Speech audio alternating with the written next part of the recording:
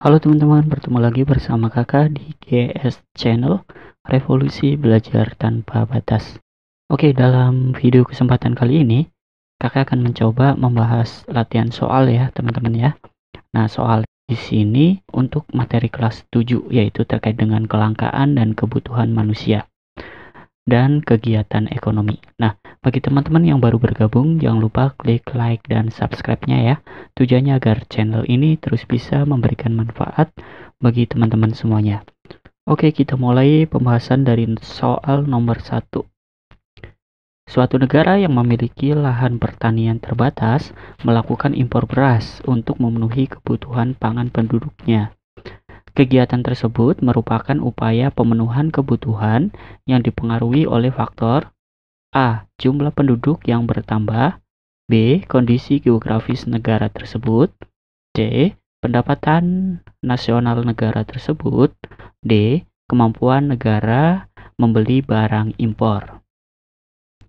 Maka jawabannya adalah yang A. Jumlah penduduk yang bertambah. Mengapa? Karena ledakan penduduk ini menyebabkan peningkatan kebutuhan pangan ya teman-teman ya, seperti beras, sedangkan lahan pertanian semakin terbatas karena makin banyaknya lahan pertanian untuk pemukiman penduduk. Jadi lahan-lahan itu yang tadinya digunakan untuk pertanian, karena orangnya semakin bertambah, maka orang tersebut akan membuka yang namanya pemukiman di lahan-lahan pertanian begitu teman-teman. Sehingga negara yang mengalami kasus seperti ini akan mengimpor bahan pangan ya teman-teman ya. Oke, kita lanjutkan soal nomor 2. Perhatikan pernyataan berikut ini. Yang pertama, Bu Heni membeli peralatan dapur di toko Indah. Yang kedua, Bu Indah mengikuti asuransi kesehatan. Yang ketiga, Budi diberikan uang oleh neneknya untuk membayar uang bulanan kos. Yang keempat, setiap bulan Pak Rudi menyisahkan uang untuk kegiatan menabung. Yang kelima, Faisal membeli jas hujan untuk persiapan saat musim hujan tiba. Nah, soalnya adalah menurut waktunya pemenuhan kebutuhan masa yang akan datang ditunjukkan oleh A. 1, 2, dan 3, B. 1, 3, dan 4, C. 2, 4, dan 5, D. 3, 4, dan 5. Maka jawaban yang tepat adalah yang C. Itu ya teman-teman ya. Nah, di sini kan yang ditanyakan adalah kebutuhan masa yang akan datang. Jadi kebutuhan ini gunanya untuk masa yang akan datang. Nah, kalau kita lihat di sini, Bu Heni membeli peralatan dapur di toko Indah. Nah, ini kan kebutuhan sekarang karena Bu Heni itu ya memasaknya sekarang gitu ya, teman-teman ya. Oke, yang kedua, Bu Indah mengikuti asuransi kesehatan. Nah, asuransi kesehatan di sini ini kan tujuannya ya ketika suatu waktu ketika Bu Indah sakit, maka asuransi ini bisa digunakan gitu ya, teman-teman ya. Nah, kalau yang ketiga, Budi diberikan uang oleh neneknya untuk membayar uang bulanan kos. Nah, ini kebutuhan bukan masa yang akan datang, tapi kebutuhan sekarang gitu ya. Nah, yang keempat, setiap bulan Pak Rudi menyisihkan uang untuk kegiatan menabung. Nah, kegiatan menabung ini kan tujuannya untuk memenuhi kebutuhan yang akan datang gitu ya. Misalnya Pak Rudi ini suatu waktu itu yang akan datang itu akan membeli rumah atau akan menyekolahkan anaknya begitu teman-teman. Nah, terus yang kelima, Faisal membeli jas hujan untuk persiapan saat musim hujan tiba. Nah, Faisal ini belinya berarti misalnya sekarang itu belum musim hujan. Nah, Faisal ini belinya untuk digunakan sewaktu-waktu saat musim hujan tiba. Maka yang tepat jawabannya adalah 2, 4, dan 5 ya teman-teman ya. Oke, selanjutnya soal nomor 3. Tono seorang produsen pakaian yang menggunakan bahan baku kain dalam negeri dengan harga yang lebih murah tetapi berkualitas. Tindakan ekonomi Tono didasari prinsip ekonomi yang menyebabkan A. Biaya distribusi meningkat, B. Keuntungan makin besar, C. Biaya produksi meningkat, D. Proses produksi meningkat. Nah, jawaban yang tepat adalah keuntungan semakin besar. Mengapa demikian? Karena penekanan biaya produksi dengan cara pembelian barang baku ya yang lebih murah akan mengakibatkan keuntungan produsen semakin meningkat atau besar gitu ya teman-teman ya. Oke, selanjutnya soal nomor 4. Susan merupakan seorang mahasiswa yang tinggal in the coast di Semarang. Susan berusaha untuk menekan pengeluaran uang sakunya yang diberikan orang tua karena terbatas. Di antaranya, berusaha menghemat dengan memasak makanan sendiri. Penerapan prinsip ekonomi dalam kegiatan konsumsi yang dilakukan oleh Susan yaitu A.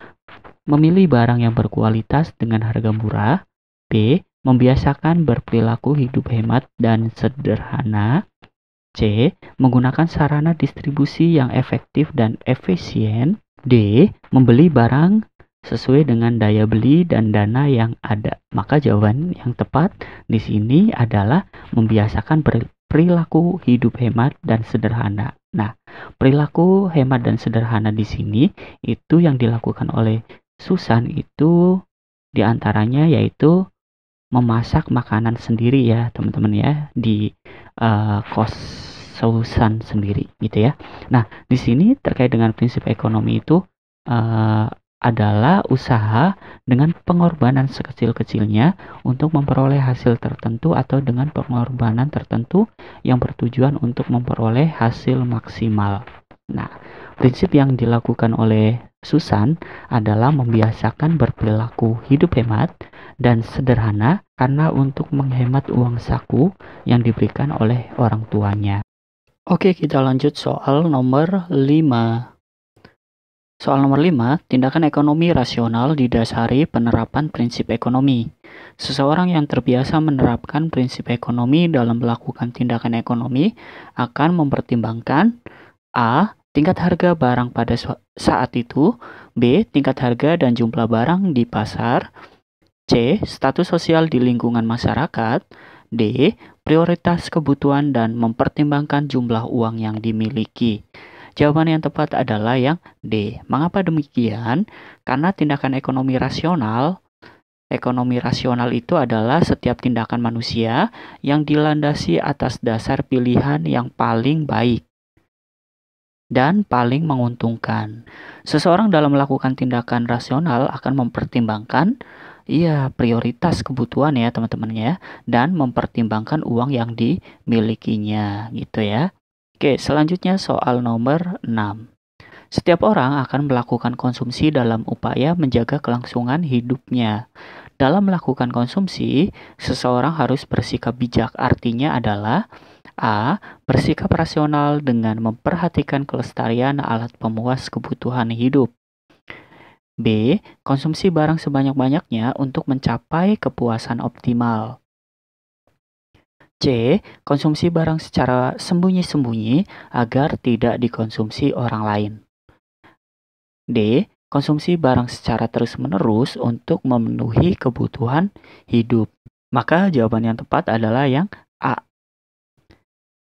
Kenapa? Karena dalam melaksanakan konsumsi seseorang harus bijak ya teman-teman ya, seperti bersikap rasional dengan memperhatikan kelestarian alat pemuas kebutuhan hidup dan jangan melakukan tindakan yang mengarah pada perilaku konsumtif. Perilaku konsumtif di sini adalah perilaku boros ya teman-teman ya. Oke, selanjutnya soal nomor 7. Pasca tsunami di Palu, Donggala, Sulawesi Selatan, Maulana bersama teman organisasinya memberikan bantuan makanan dan obat-obatan kepada korban bencana. Motif ekonomi yang didasari kegiatan yang dilakukan oleh Maulana dan teman organisasinya adalah A. Memenuhi kebutuhan korban bencana alam. B. Memperoleh penghargaan dari pemerintah. C. Melakukan perbuatan sosial untuk membantu masyarakat. D. Memperoleh kekuasaan agar terpandang di masyarakat.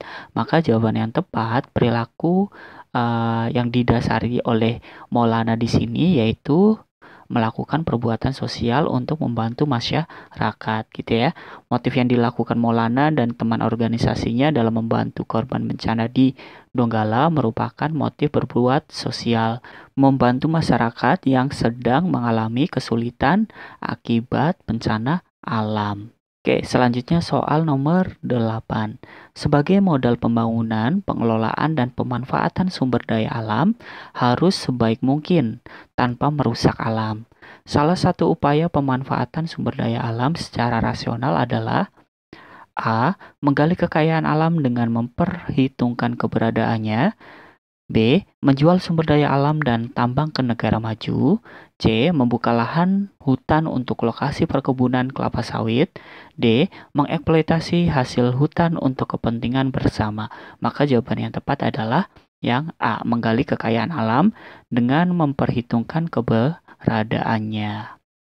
Pemanfaatan sumber daya alam secara rasional harus memperlihatkan keberadaannya sehingga terwujudnya pembangunan yang berkelanjutan. Apa itu pembangunan berkelanjutan? Yaitu pembangunan yang berusaha untuk memenuhi kebutuhan sekarang dan memperhatikan kebutuhan generasi yang akan datang ya teman-teman ya. Oke, selanjutnya soal nomor 9. Penerapan prinsip ekonomi dalam melakukan tindakan ekonomi sangat penting. Tindakan ekonomi berdasarkan prinsip ekonomi terdapat pada kegiatan A. Bu Eni membeli mobil baru untuk meningkatkan status sosialnya. B. Didi seorang pelajar SMA yang membeli smartphone keluaran terbaru secara kredit. C. Pak Aldi beralih menggunakan mesin perontok padi untuk efisiensi waktu. D. Rizal seorang pengusaha tahu tidak menambah karyawan walaupun pesanannya meningkat. Nah, jawaban yang tepat adalah yang D. Mengapa demikian? Karena prinsip ekonomi adalah paduan dalam kegiatan ekonomi untuk mencapai perbandingan rasional antara pengorbanan yang dikeluarkan dan hasil yang diperoleh. Nah, tindakan ekonomi yang dilakukan oleh Rizal sebagai pengusaha tahu dengan tidak menambah jumlah karyawan merupakan tindakan yang dilakukan guna meningkatkan keuntungan dengan pengorbanan biaya yang minimal. Gitu ya teman-teman ya. Oke, selanjutnya soal nomor 10.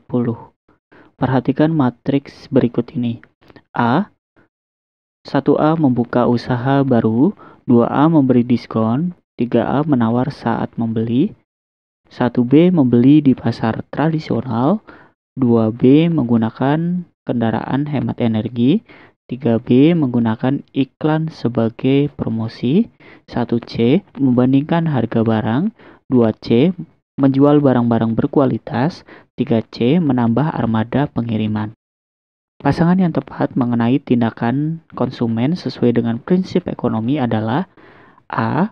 A1, B2, dan C1, B. A2, B2, dan C2, C. A2, B2, dan C3, D. A3, B1, dan C1. Maka jawaban yang tepat adalah yang D.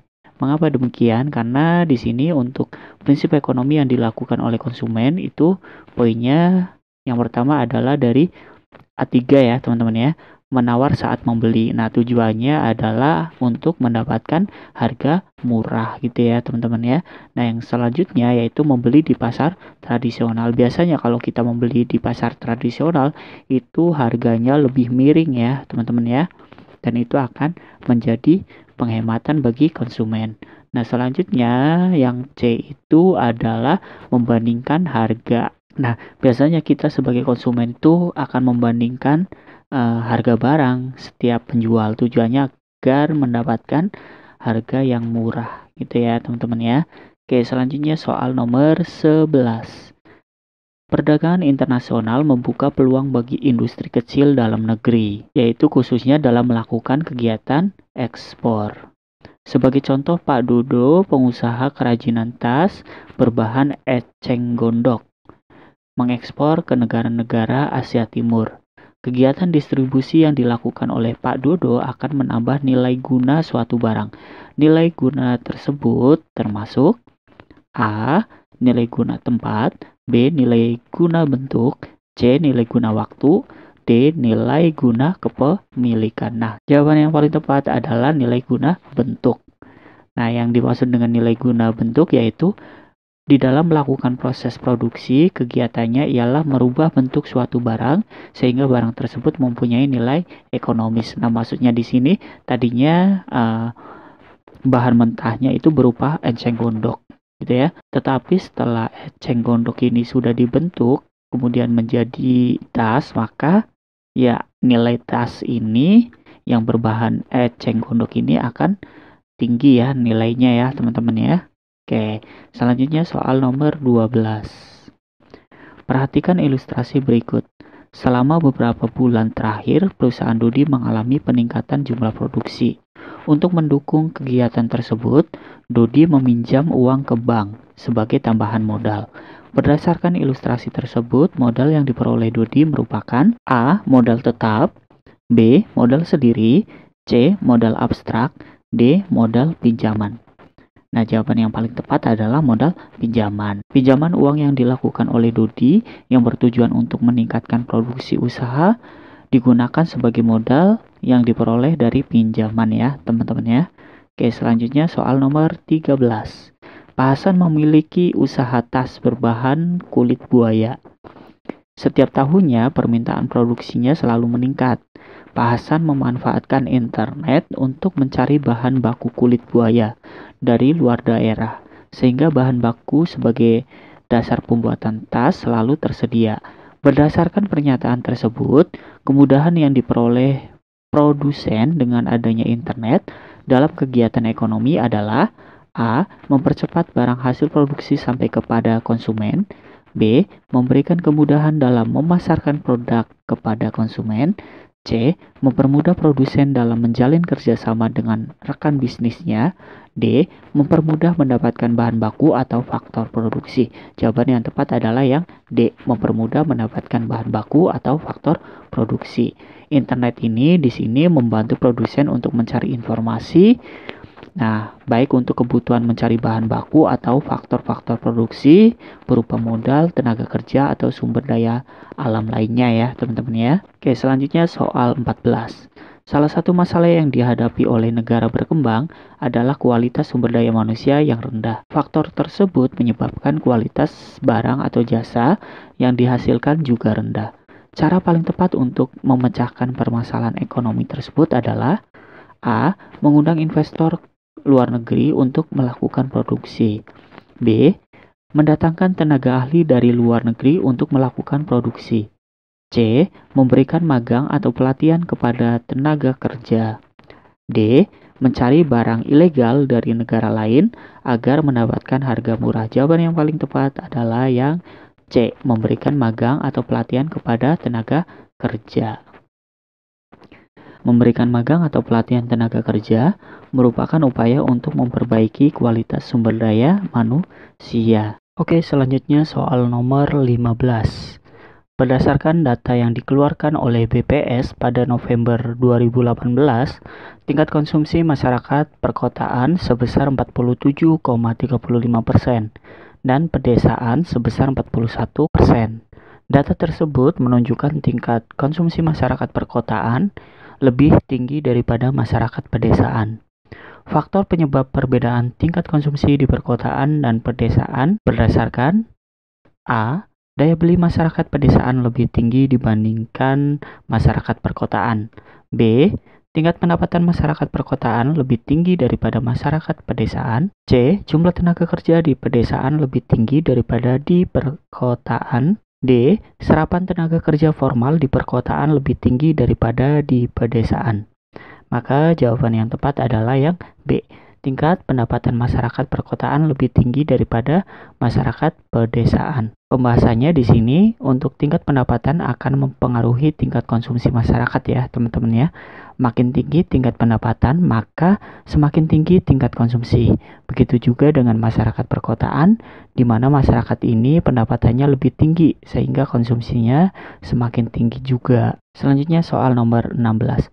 Kegiatan konsumsi yang dilakukan oleh rumah tangga keluarga atau RTK, rumah tangga perusahaan, dan rumah tangga negara. Nah, contoh dari kegiatan konsumsi yang dilakukan rumah tangga pemerintah adalah A. Melakukan ekspor beras karena pasokan beras dalam negeri melimpah. B. Menanamkan modal dalam suatu investasi usaha di beberapa negara lain. C. Membayar gaji pegawai di setiap instansi pemerintah. D. Menerima pajak dari rumah tangga perusahaan dan rumah tangga keluarga. Jawaban yang tepat adalah yang C. Membayar gaji pegawai di setiap instansi pemerintahan merupakan kegiatan konsumsi yang dilakukan oleh rumah tangga pemerintahan. Soal nomor 17. Konsumsi Budi terhadap soto lebih tinggi dibandingkan konsumsi Nani yang lebih menyenangi bakso bakar.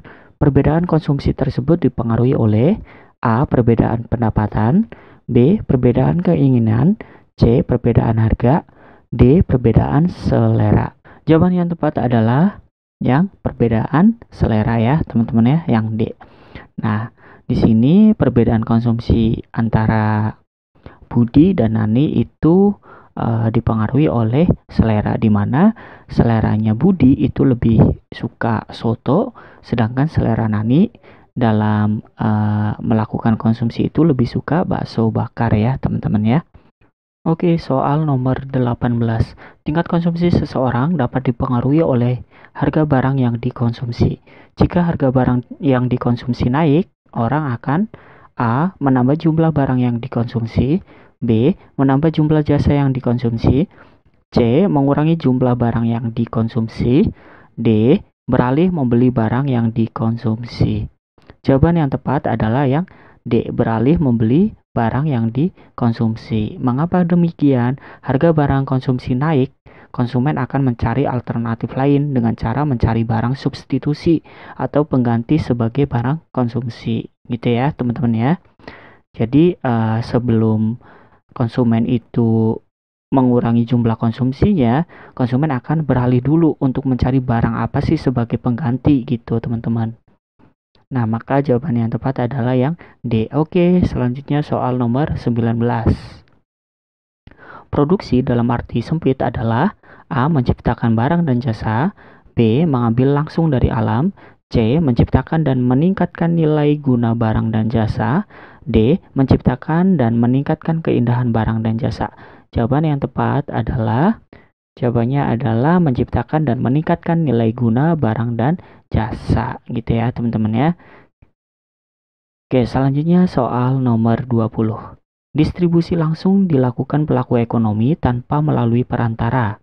Contoh distribusi langsung oleh pelaku ekonomi adalah A.